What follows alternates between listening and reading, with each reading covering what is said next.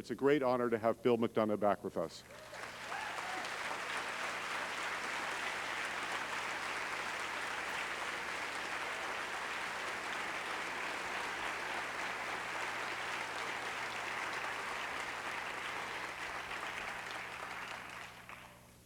Hi, everybody. I don't know how you follow all these people. And I'm a man.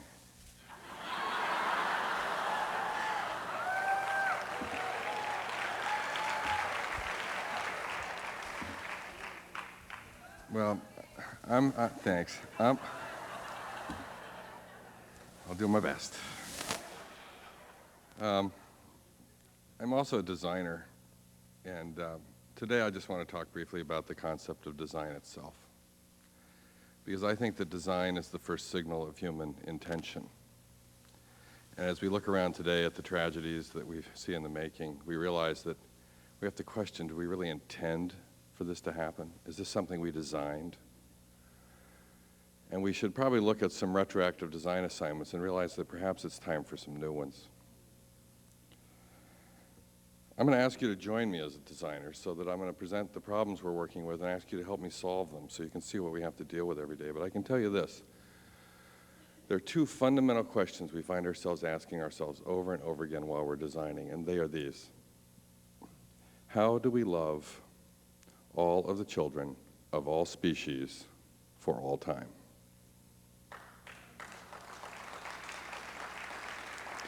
And you notice this is not how do we love our children. This is all of the children, all of the species for all time. And the other question is one that I think Wes Jackson has so eloquently asked, and that we've heard about in the last two talks as well. And that is the question, when do we become native to this place? When do we all become indigenous people? How many people here consider themselves indigenous people? Not that many. You know, I was at the Hanford nuclear plant where they make the plutonium for the bombs. And they had some scientists there discussing the question of how to mark the ground where they buried the plutonium such that an extraterrestrial arriving 5,000 years from now wouldn't dare to dig. I call it the semiology of extreme danger.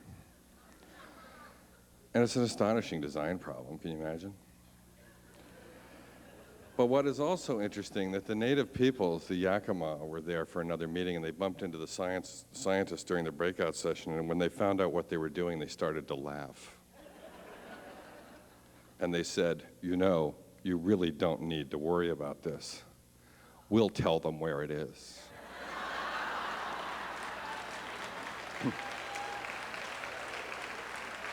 They weren't leaving. Why is it we're always leaving? What we realize is that if these tragedies that we see happening in the world of plutonium, global warming, persistent toxification, endocrine disruption, if we start to realize that we have to love all of children of all species for all time, why is it that in Germany today no mother's milk would be legal to sell on a store shelf? How do you love all the children if you toxify the mother's milk? And so we need to look at these tragedies and realize that if we're designers, we have to take responsibility. And you can't say it's not part of your plan that these things are going to happen, because it's part of your de facto plan. It's the thing that's happening because you have no plan. And you know, planning is most effective when it's practiced in advance. And so what we realize is that these tragedies, we own these tragedies. We might as well have intended for them to occur, and essentially what we've done is become strategically tragic. And then once you realize that our culture has adopted strategies of tragedy, perhaps it's time to have strategies of change. And I think one of the great things about the strategies of change is there's great humility in this. We don't know what to do. Obviously, we have great traditions that we can go back to study different peoples, indigenous peoples. But we don't know what to do. And if anybody here has any problem with the concept of design humility, reflect on the fact that it took us 5,000 years to put wheels on our luggage. How smart are humans? Now, if we look at this idea of strategy, we can go back in this Western culture to Thomas Jefferson. Now, I was the dean at the University of Virginia, and as such, I had the great privilege of living in a house designed by Thomas Jefferson. Now, if you spent 5 years living in a house designed by Jefferson, you think of this Jefferson as your architect. He clearly was my designer, and I thought about him, and I'd say he was a pretty good architect. You know, a few other things on his mind, but he was doing pretty well. And he also obviously saw himself as a designer first, because you just go up to see his home and his tombstone, which he designed, and on it you'll notice it records only those things he designed. It says Thomas Jefferson, author of the Declaration of American Independence, author of the Statute of Virginia for Religious Freedom, which matured into the Bill of Rights, and father of the University of Virginia. Notice he's only recording his legacies, not his activities. There is absolutely no mention of having been president of the United States twice. When the Exxon Valdez goes down in Prince William Sound, the GDP measurements of Alaska go up because there's so many people there cleaning up. What are we measuring? We're measuring activity, not legacy. This is not design. If we look at the Declaration of Independence as a design, imagine this 33-year-old Virginian sitting there in the morning, every morning, getting up to do his work, thinking, oh man, I gotta go work on that stupid Declaration of Independence. I mean, imagine that's your design assignment that you gave yourself. Think of it. Well, what is the design assignment of the Declaration of Independence? Could you call with a document for life, liberty, and the pursuit of happiness, free from remote tyranny? Now imagine racking your brain for those three things that you would hold on to most fiercely, that you would become a revolutionary. Life, liberty, the pursuit of happiness. Did anybody hear George Bush or Al Gore talk about happiness? So what we realize is this idea of freedom from remote tyranny caused them to become revolutionaries. Washington, Madison, Monroe, Jefferson, all within 60 miles of each other, woke up every morning planning sedition.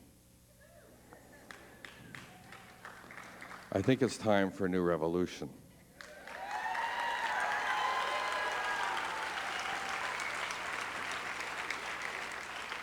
If we look at the Declaration of Independence as a design, we realize that Jefferson and Franklin and the Founding Fathers were very aware of the Iroquois Nation and their confederacy, and they must have been aware. We know that Franklin spoke Mohawk, for example.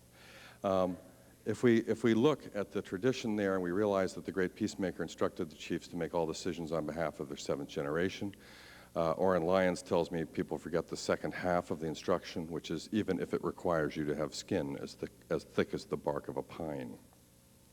This means don't eat your seed corn. Thank you, Kenny. And what we realize is that Jefferson clearly understood this too. When he designed the federal government, another one of his small projects, he was looking at the idea of the federal bonding authority and what its terms should be. And he decided that a federal bond should have a life of one generation. And this was his logic to Madison in a letter in 1789. He wrote, "The earth belongs to the living. No man may by natural right oblige the lands he owns or occupies to debts greater than those that may be paid during his own lifetime. Because if he could, then the world would belong to the dead." 1789. If we look at his other design, the Bill of Rights, we can recognize, as Rachel Carson did, that none of the Founding Fathers would have expected that they would allow anybody to put toxins in a river or pollute the air or destroy children's health, because they would never imagine we would do such a thing. And as we look at the Bill of Rights today, when I walk into a carpet manufacturer and I say, you have 16 known carcinogens in your product, and they say, it's not against the law. Where are we here? If Jefferson were to return today, he'd be calling for a Bill of Responsibilities. The idea that we have a full range of legal conditions which allow people to do these things is insane from a design perspective. Let me point out that Jane Jacobs has said that the humans have evolved two syndromes for survival, what she calls the guardian and what she calls commerce. Guardian is the state, it's the university, it's the Knights of the Round Table and so on. Commerce is business. And the characteristics are completely different. The guardian is very slow, it's very serious, it wants to preserve the public weal. It reserves the right to kill. It will send rockets to Afghanistan, troops to the Gulf. It reserves the right to be duplicitous. The CIA is legal. And it shuns commerce. As a dean, if you came to me and said, I'll give you $1 million to put my kid in your school, I would say, I can't have this conversation. This is why everybody wonders what they talk about over coffee in the Lincoln bedroom. And then commerce, on the other hand, is quite different. Commerce is very quick, it's very inventive, and it's honest, because you can't do business with someone very long unless you're honest. And so these two conditions are fundamentally different. And what she says is when you put the two together, you get what she calls a monstrous hybrid. If you put commerce into The Guardian, you corrupt it. If you put The Guardian into commerce, you slow it down. What is a regulation? A regulation from a design perspective is a pure signal of design failure. It's The Guardian stepping in and saying, wait a minute, you want to put chromium in this river or cadmium and pollute and kill children's brains downstream? We never gave you the right to kill. We reserve that to ourselves. We'll tell you at what rate you could dispense death. From a design perspective, a regulation is a signal of design failure. What do we call somebody who's trying to beat a regulation and is not being punished? What do we say? The words portray the act itself. We say, they are getting away with murder. Indeed.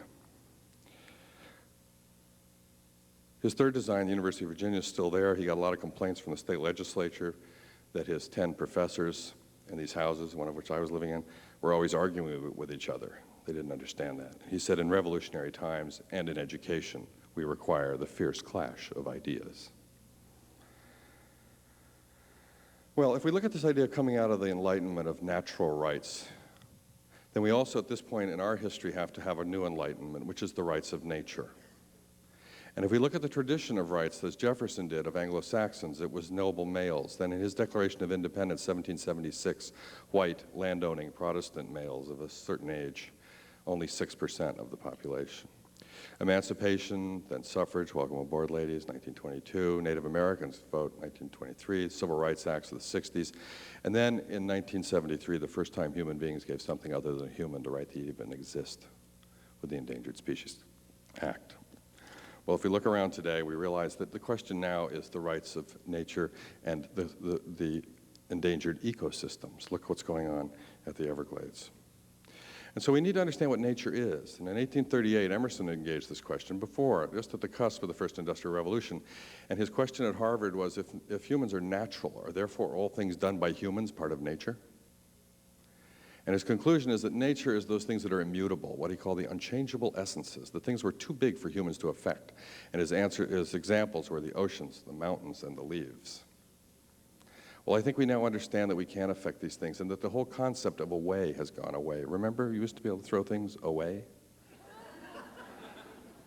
Away has gone away, and so we need a new design. Well, what is design? In 1831, Emerson's wife died, and he went to Europe on a sailboat, and he returned in a steamship. If we abstract this for effect, he went over on a solar-powered, recyclable craft operated by craftspeople practicing ancient arts in the open air, and returned in a steel rust bucket, putting smoke in the sky, oil on the water, operated by people working in the darkness, shoveling fossil fuels into the mouths of boilers.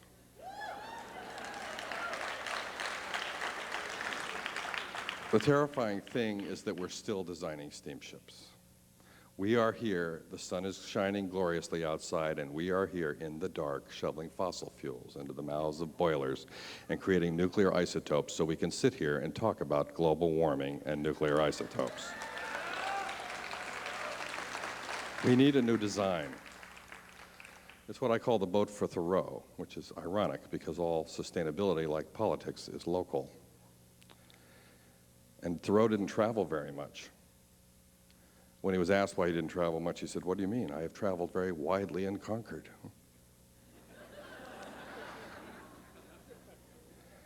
All sustainability will be local.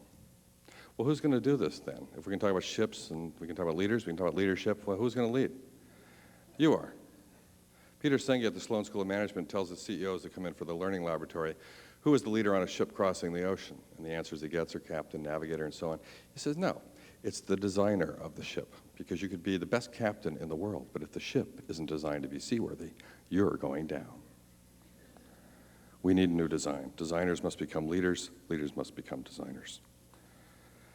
Let me give you a little background on me quickly, and then I'll show you some work. I was born in 1951 in Tokyo, Japan. I grew up in Hong Kong. And when I was a little kid, my mother would take me to the money changers to change my dad's paycheck, and I would be at eye level with a woman, an 80-year-old woman, holding a dying or dead baby for begging sympathy. And this is what happens when you have 6 million people on 40 square miles with no water. And I thought this was ordinary life. During the rainy season, we would lose whole hillsides of our people. During the dry season, we'd have 4 hours of water every fourth day. People died of cholera on our doorstep. I thought this was ordinary life. I spent my summers in the Puget Sound. My grandfather had been a lumberjack on the Olympic Peninsula cutting down the old growth. And he and some friends won the Yukon lottery, and he went out and bought 1,000 acres of old growth and built a log cabin and settled there with my grandmother, raised oysters, traded raspberries for flowers with their neighbors, composted, put things away for the winter. And I thought that was ordinary life. This incredible abundance. And then in the early 60s, my father became the president of Seagram overseas, their international wines and spirits business. We moved to New York when they built the Seagram building. And I lived in Westport, Connecticut, the third richest town in America, where 16-year-olds had Porsches. And I thought that was ordinary life. I didn't get to do that. I had to drive a hardware truck because my dad was a Depression baby. Thanks, Dad. Then I went to Dartmouth College, and then I went to Yale, and while I was at Yale Architecture School, I built the first solar heated house in Ireland. That should give you a sense of my ambition.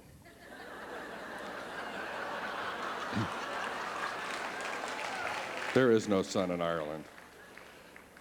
And then in the early 80s, I was asked by Environmental Defense Fund to do their national headquarters, and Fred Krupp, their executive director at the end of the contract negotiation, said, by the way, if anybody in our office gets sick from indoor air quality, we're going to sue you. So I spoke to our attorneys, and I said, what does this really mean? And he said, it's called negligence. And I said, well, explain it to me. He said, well, it means that you know better and you do it anyway. And I said, oh, great. Well, we have no problem. We don't know anything. And neither does anybody else, apparently, because we went around and there were a couple of people out there. One guy in Colorado, one guy in Connecticut. We were even looking at this. And what we realized is that nobody knew anything. And we started calling manufacturers and saying, what's in your glues? What's in your carpets? What's in your particle boards? And they all said, oh, it's proprietary. It's legal. Go away. Well, we're still at it. We now work with about $500 billion worth of companies. We're asking the same questions. In 1987, I was asked by members of the Jewish community in New York to design a memorial of the Holocaust at Auschwitz, a place for the Jews to pray. There was a convent that the Pope wouldn't help get removed, and they wanted an alternative proposal. I went to Birkenau and Auschwitz, and I stood in the center of Birkenau camp, which is 1 mile in diameter, 3 miles in circumference, and I realized that engineers and architects had come together to design a giant killing machine. If design is the first signal of human intention, this was the signal of the worst of human intention. And I thought to myself, at what point does a designer standing there say, wait a minute, you're asking me to do this? They design a gate that says the work will set you free. And the engineers design a railhead to bring people in on cattle cars, and they'd be taken out on one side where they would be exposed to, taken into gas chambers and exposed to Cyclone B being developed by E.G. Farben Chemical Works nearby. And then they would have some of their skin would be stripped, their gold would be removed from their mouths, their hair might be taken for stuffing of mattresses, and then their corpses would be taken and into the crematoria, where German engineers were calculating how to most effectively and efficiently stack the human corpse, depending on body fat content, so it would burn most efficiently. And if you came out on the other side of this car, you were taken to slave labor camp, and you were used for slave labor by E.G. Farben Chemical Works. And all of the cosmetics that you were wearing in this room were tested in human eyes at Auschwitz. At what point does a designer say, I can't do this kind of work? Not only can I not do this kind of work, I can't even participate in this kind of work. Not only that, I can't even condone it. In fact, I have to rail against it. Wait a minute, I actually have to revolt against this. I have to go to war. I have to become a revolutionary. I got back to New York. We were designing Paul Stewart's men's store, and I looked at our specification, and I realized that without being able to do very much about it, I was designing a gas chamber. We're sitting in one right now. These fabrics that you sit on contain antimony, a carcinogenic heavy metal. Don't squirm.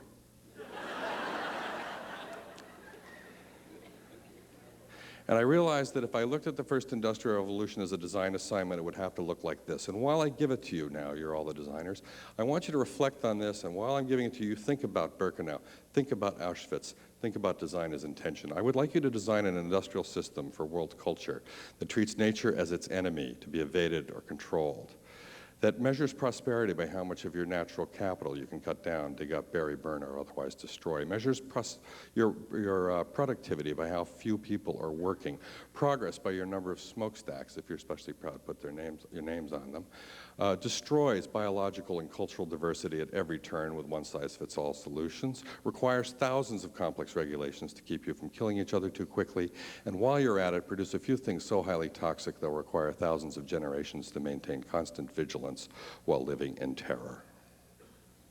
Can you do this for me? Welcome to this morning. It's time for a new design assignment. In 1991, I was commissioned by the city of Hanover, Germany, along with my firm and friends, to write the Hanover Principles, the same culture that created the worst of human intention. The Germans had gone to a very deeply dark place in the 40s, was asking for what would the best of human intention look like. And so we wrote these principles in 1991, 92, insist on the rights of humanity and nature to coexist. This is not, please hope that they will. Recognize interdependence, expand design considerations to recognize even distant effects. Respect the relationships between spirit and matter. Now, the Germans tried to get rid of this one. It was number 8. And I said, wait a minute. All the native peoples who looked at this said there is only one principle. It's this one. The rest come from here. So why don't we make it number 5? And they said, no, you don't understand. We're trying to remove it. It's too fuzzy. I said, why don't we make it number 3? Do you see where we're going? Number 3, it's fine. You can stay number 3. Still there. But is this when I work in businesses, and I remember calling the chairman of Monsanto and saying we need a conference on the ethics of genetic engineering, and because there is no code of responsible care. And well, why does this matter? Why does the spirit-matter connection matter? Well, think about this from a business perspective.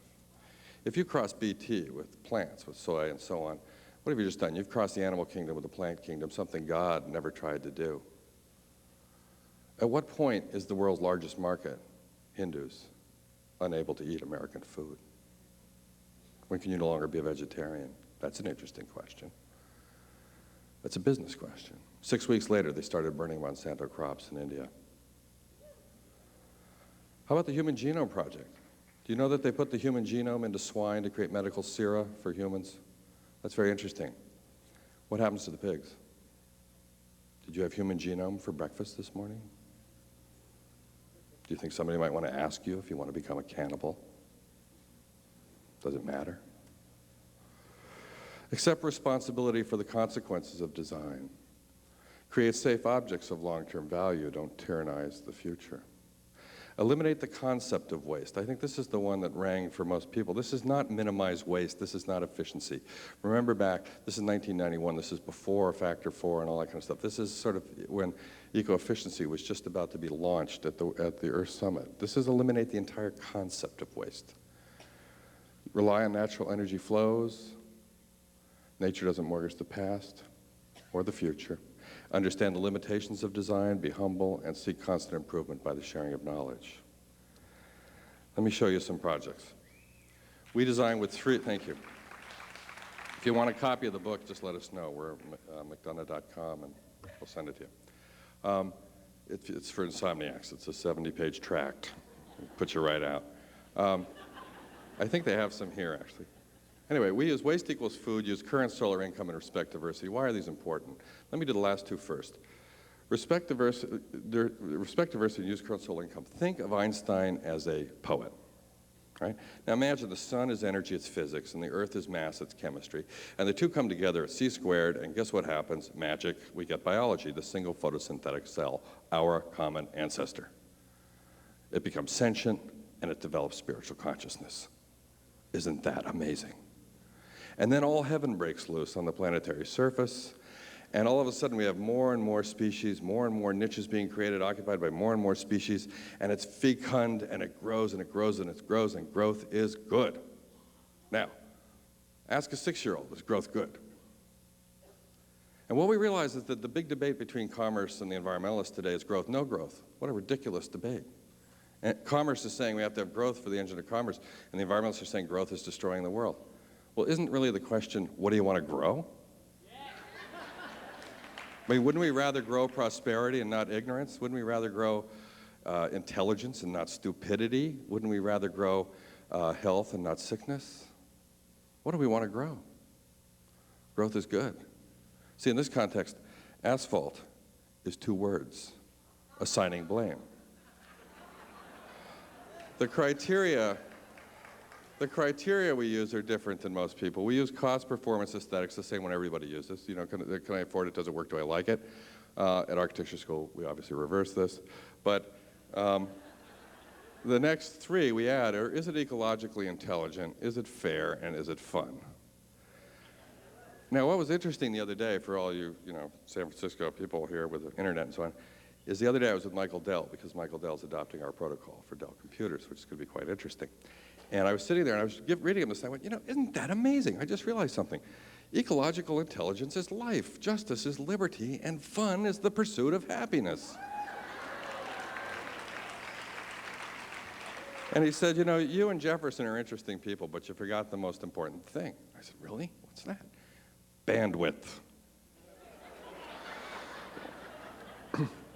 Okay, so if waste equals food, everything's a nutrient. If everything's a nutrient, it belongs in a metabolism. What are the metabolisms of the world? Well, there's the one of life itself, we call the biological one, and there's the technical one. And so we say designed to go into these cycles. So a biological product is something that you can consume. It goes back to soil, as Wes was saying. We've got to rebuild our soils. We've got to take these materials and port them back and rebuild our soils. It takes 10,000 years to make an inch of soil. Other products we call products of service. You want the service, not the ownership, this computer, this microphone. If I had a TV hiding behind this podium and I said I have an amazing object, provides incredible service, but before I tell you what it does, let me tell you what it is, and you tell me if you want this in your house. It's 4,360 chemicals, it's full of toxic heavy metals, and it has an explosive glass tube, and we think you ought to put it at eye level with your children and encourage them to play with it. Do you want this in your house? Why are we selling people hazardous waste? If what you want to do is watch TV, not own hazardous materials. So we call these products of service. You want to design them so they go back to the same industry from whence they came. I mean, the idea of designing for durability is insane at this point. If I took this computer and brought it up and said, listen, I got this computer I just bought. It's going to last me for 25 years. You would say, you are an idiot. What I want is the service of this until the new chips or whatever. This should be designed to go back and back and back forever. Instead of destroying the world, I just create jobs. And this is not efficiency. I mean, we've sort of gotten in a lot of trouble in the environmental world because we're saying eco-efficiency is a dead end. Look at eco-efficiency. What does it mean as a design perspective? You wake up in the morning feeling 100% bad. You spend your day trying to feel better by being less bad, and your goal is 0. Can you imagine Thomas Jefferson putting that on his tombstone? And what the problem with eco-efficiency is you run out of steam. Monsanto can reduce its toxic emissions by 90% over 5 years. That's very nice, but there's still 2 questions. What were you doing in the first place? And now that we're worried about endocrine disruption, it went from parts per million to parts per trillion. So while you reduced it by a factor of 10, it went up by factors of thousands. So now you have a new 100%, and you have this new Zeno's paradox that you're never going to get there. I could leave here and go north to Canada or south to Mexico. If I find myself going 100 miles an hour towards Canada, but I'm supposed to be going into Mexico, it's not going to help me to slow down to 20.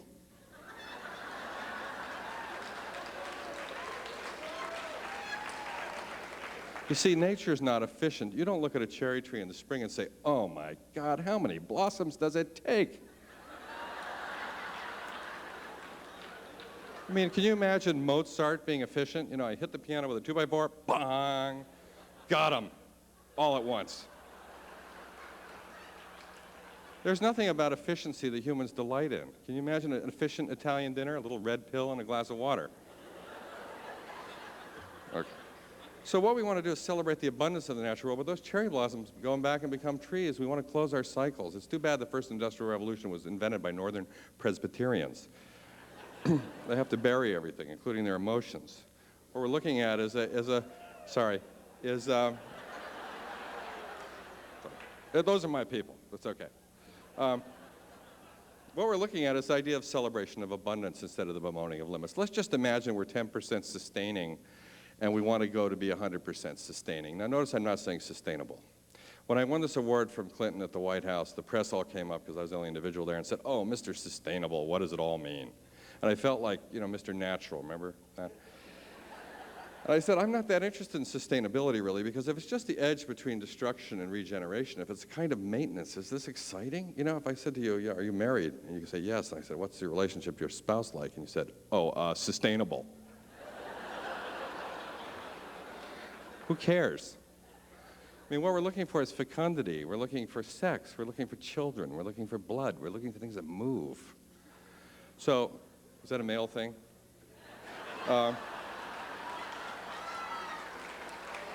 We move around, we move. Anyway, at least this way we have to imagine what 100% good looks like, which is different than just trying to keep the world going. The same old thing would be less bad. So this is eco-effectiveness. So here's the science part of the talk. The problem is we're using too much stuff over time. We see this tragedy. Everybody goes, "Oh my God, we're using too much stuff over time. So we have to use less stuff over time." Well, that's nice, except no business person in the world is trained to like this chart. And on top of that, it doesn't change the story, right? This says that the Mitsubishi make twice as many cardboard boxes out of the trees in Indonesia. Well, that's very nice, except does it change the story? It's still goodbye, Indonesia. Gregory Bateson, in Mind and Nature, when he was coining the term cybernetics, asked the computer a question. This is long before the web. This is when Hal is singing Daisy, Daisy. Remember that? And he says, "Tell me, computer, when do you think computers will begin to think like humans?" And there's a long pause, and the computer says, "That reminds me of a story." So what is our story? So we're saying, let's change time to stuff, stuff to intelligence, make the line itself time, and then watch this. Over time, we're using up too much stuff, but we're getting smarter and smarter and smarter and using less and less stuff because we're sequestering materials to human use in technical or biological cycles, and we can leave the rest of the world alone. What has happened is between capitalism and socialism, we have a social market economy, but any extreme position, ism, Nazism, sexism, is a dangerous thing. And does efficiency have any value? Ask a philosopher. Does it have any value? No, because an efficient Nazi is worse than an inefficient Nazi. Is efficiency good? Not if you're a Nazi. So what we're looking for is this effectiveness and saying, what we really want to do is the right thing. What is that? And if we were just in a social market economy, we realize that capitalists will destroy the world. They'll cut down the trees and forget the fish. Socialists will destroy the world because they'll yield a former USSR, as Alexei Yablokov, Russia's chief scientist, tells us, is now 16% uninhabitable. They call it ecocide. This would be the equivalent of putting a fence around Texas, which might be a good idea. I'm not political. It's their idea. Wasn't my idea. Anyway, what's been missing is this ecologism. You see, ecologism would be just as dangerous. If I said, you must go solar, what am I saying? Get your neighbors nervous because you're about to put ugly heavy metal laden blue rectangles on your roof, learn electrical engineering, take high technology risk, negotiate with your local monopsony, and do something completely uneconomic. Go for it. And so what we're really looking for are things that bring things together where we find all three, the famous triad of sustainable development. So we've developed tools we use with our clients to run through this. This is a fractal tile, one of the design tools we use to change corporations. And the first question we ask is the bottom right corner. It's the economy corner of the economy corner. What's the question? Can I make it and sell it at a profit? Pure capitalism. And we tell our clients who are commercial, if the answer to that question is no, don't do it. And they all go, whew. Because they're in commerce, you see, they're not guardian. If they don't make profits, they don't exist. If they don't exist, we can't change them. Economy equity, what's the question? This is a question our client Nike deals with quite a bit. Are employees earning a living wage? Equity economy, same too. Equity first. Are men and women being paid the same for the same work? Equity first. Equity, nothing to do with ecology or economy. Are people treating each other with respect? This is where we find racism, sexism. Equity ecology, is it fair to expose our workers to cancer in the workplace? Is it fair to expose our children to phthalates and endocrine disruptors as they chew on dolls' heads. Ecology equity, is it fair to pollute the world? Ecology is waste equals food. And then ecology, economy, this is where we start to find effectiveness. Are we being productive? Are we actually making more than we're taking? If you start to think about it, we heard about it in this farming, we heard about things. This is the idea of being productive. We're designing a building for Oberlin College that's designed to make more energy than it needs to operate. It's a building like a tree. It pays back its embedded energy mortgage. And then we see economy, equity, ecology. This is eco-efficiency. This is natural capitalism, and so on. This is using nature as a human tool. Now, the problem I have with this is if you look at Le Corbusier in the 20s, he said a house is a machine for living in. Does that mean a church is a machine for praying in? And now we look at living machines, which is an astonishing idea, but as we use plants to sequester mercury, we still have to ask ourselves, are we using plants as a human tool instead of steel or harsh chemicals? I think the ultimate question is the native question. When do humans become tools of nature? In 1993, we were asked to design a fabric by Steelcase Corporation. We went to a mill and they said, well, listen, you guys, we know you're going to ask us what it's made out of. They said, how about cotton and PET? We said, does that make sense? Cotton's responsible for 23% of the world's pesticide use. It causes hydrological disasters and has never been associated with social fairness.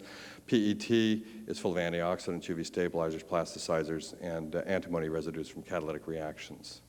Can it go back to soil? No. Can it go back to industry? No. So what if we designed first an organic fabric? We went to a mill in Switzerland. They said, we're glad you're here because yesterday the trimmings of our bolts of cloth were declared hazardous material by the Swiss government. We can no longer bury or burn it in Switzerland. We have to ship it to Spain.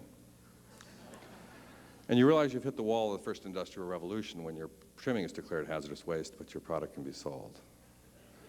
And so we said the filters of the future will be in our heads, not on the ends of pipes. And we went to 60 chemical companies and said, who wants to get rid of cancer, birth defects, genetic mutations, and disruption of our hormonal systems? And they all said no. So we went to Ciba Geigy, the chairman. Alex Crower said, you're right, and I'm letting you in. And the joke in Basel was that they finally had let the hen into the fox house. And we looked at 8,000 chemicals with these intellectual filters. We studied health hazards, allergies, bioaccumulations, worm toxicities, heavy metal content, persistence. 3M removed Scotchgard. Once we saw that our whales were stain-proof, we realized this was not essential. What we realized is that they have to study our production processes. We have to know whether we're doing this or that. We have to be completely defined. And with those intellectual filters, we had to eliminate 7,962. Chemicals. We were left with 38. We did the entire fabric line with 38. It's won 3 gold medals. It's just been bought by the companies that does the aircraft seating because of this fabric is so safe you can eat it. If you have, thanks. If you have a fiber deficiency, you can eat your chair. But what happened is quite delightful. When the Swiss inspectors came to the mill to test the water coming out, they thought their equipment had broken. Because what we were now doing is taking the trimmings and making the mulch for the local garden club. In this case, waste equals food, strawberries. And what happened is that the water coming out of the mill was as clean as or cleaner than the water coming in, which was Swiss drinking water. And I don't know how many of you have been in a textile mill, but if you can imagine being thirsty with an empty glass, and that's Swiss drinking water, and that's a dye vat, and a mordant bath, and a rinse, and a fire retardant, and you'd rather drink that. This means you can turn the pipe around. If you turn the pipe around because it's even cleaner, then guess what? When the inspectors come, there's nothing to inspect. Guess what? There's no regulations. This product is completely unregulated. There is nothing to regulate because we're not trying to kill anybody anymore.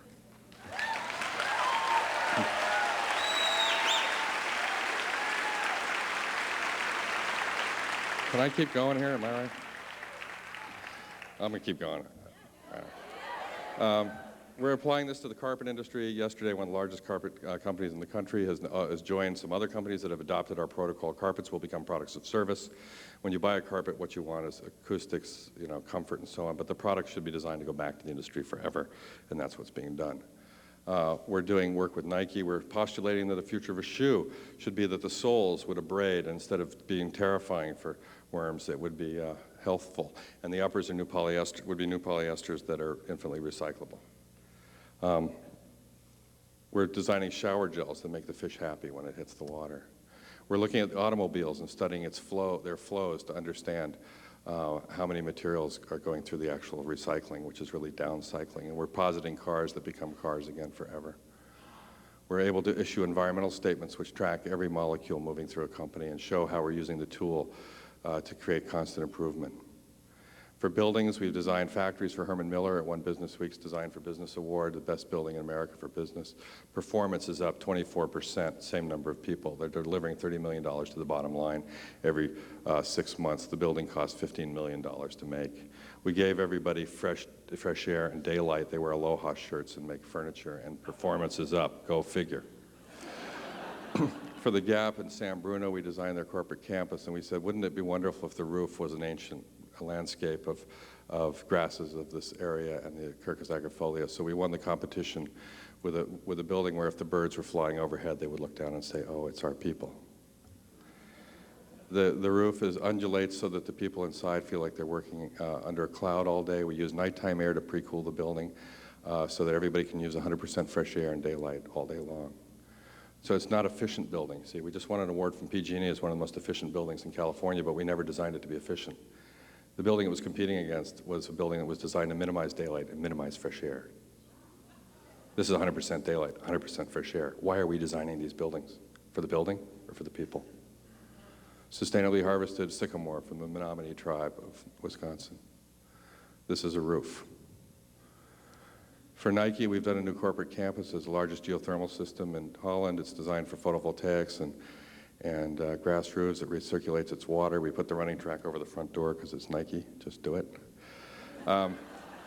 Here's your last design assignment, and then I have to get pulled off by a crook. For David Orr, we said, here's your last design assignment. Think of the most high-tech building you've ever imagined. Now imagine this. Design a building that makes oxygen, sequesters carbon, fixes nitrogen, distills water, accrues solar energy as fuel, makes complex sugars in food, creates microclimates, builds soil, changes with the seasons, and self-replicates. Go for it. This is a building that makes more energy than it needs to operate, and the sewage is treated in a living machine designed by John Todd at the entrance to the auditorium. We're doing the same kind of thing for Woods Hole Research Center, the people tracking global warming, a building made out of silicon carbohydrate for the University of Hawaii, a new center for sustainable future for Hawaii. We're doing a new town for the utility of northern Indiana where we're positing new hydrologic systems, new transportation systems that divert to people. This is a waste treatment plant. We're bringing the elders and the children back together at the healthcare and a botanical garden that does the town's laundry. And the last I'll show you is our most recent project approved by the board of Ford Motor Company last week. We're redesigning the River Rouge. It's a $2 billion project, 20 years. The joke in Dearborn is that this is a color photograph. This is Charles Sheeler's famous image of the Rouge, sold to Christie's for $600,000 a few months ago. First vertically integrated industrial facility in the world. Coal and iron ore come in at one end, cars come out the other. We're redoing it based on a new vision for the chairman, Henry Ford's great-grandson, to transform this vision of human industry, represented here by Diego Rivera's astonishing murals at the Detroit Art Institute, to a new vision of the future. After November 3rd, I'll be able to show pictures of it, but the basic strategy is to go back 7 generations and take a look at the site and see where we started. Take a look at it when Henry Ford got there. Take a look at it today. And ask ourselves, what does the next 7 generations of this site look like? And over time, the factory itself gets integrated into the ecology of the system, which gets reconnected, because as any biologist will tell you, the surest way to heal an ecosystem that is in ill health is to connect it to more of itself. Humans as tools of nature. This idea of humans making smaller footprints is ridiculous. We need bigger footprints, but we should leave behind wetlands.